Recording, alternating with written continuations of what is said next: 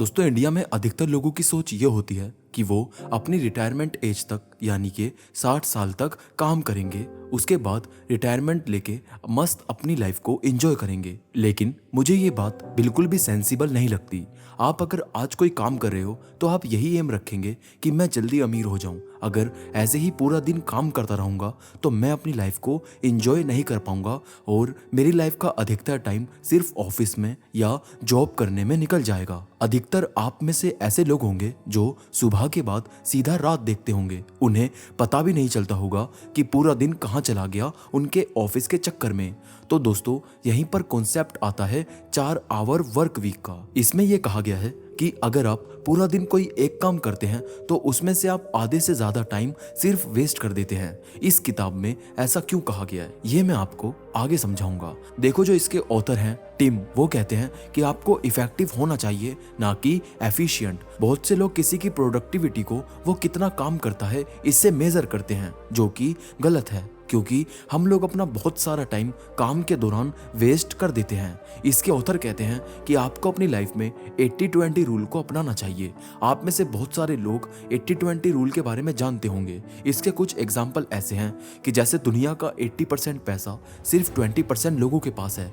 आपके 80% रिजल्ट्स आपके 20% के काम पे डिपेंड करते हैं। ऐसे ही 80-20 रूल के बहुत सारे एग्जाम्पल आपको मिल जाएंगे। तो टिम कहते हैं कि आपको अपना 20% इफेक्टिव टाइम उन चीज़ों पर देना चाहिए जिनसे आपको 80% रिजल्ट मिलते हैं और अपना 80% एफिशिएंट टाइम उन चीज़ों पर जो आपको सिर्फ 20% रिजल्ट देती है। यहीं पे एक फेमस कोट भी आता है कि कोई भी ऐसा काम करना जो आपके लिए इम्पोर्टेंट नहीं है वो उस काम को इम्पोर्टेंट नहीं बना सकता। उसे करने के बाद भी वो अनइम्पोर्टेंट ही रहेगा। सो इसलिए इस पे फोकस मत करो कि आप कितने कम वक्त में कितना ज़्यादा काम कर सकते हो, बल्कि इस पे फोकस करो कि आप उस टाइम पीरियड में कितना बेस्ट कर सकते हो।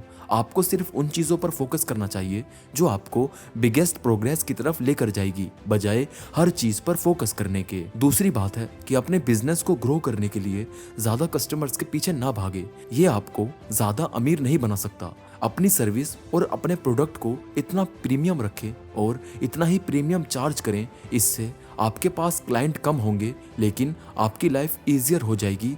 वो कैसे, मैं आपको समझाता हूँ।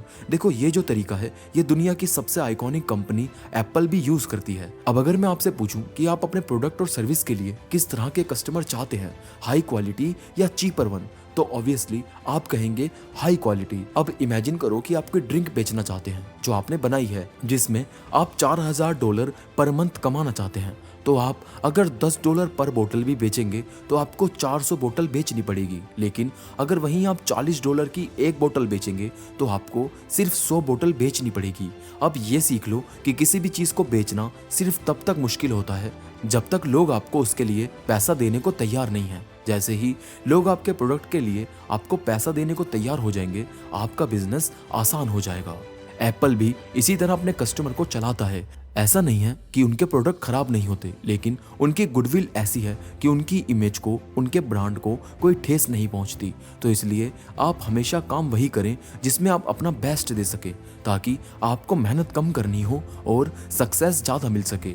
वीडियो अगर आपको पसंद आई हो तो इसे एक लाइक कर देना और चैनल को सब्सक्राइब करना बिल्कुल मत भूलना।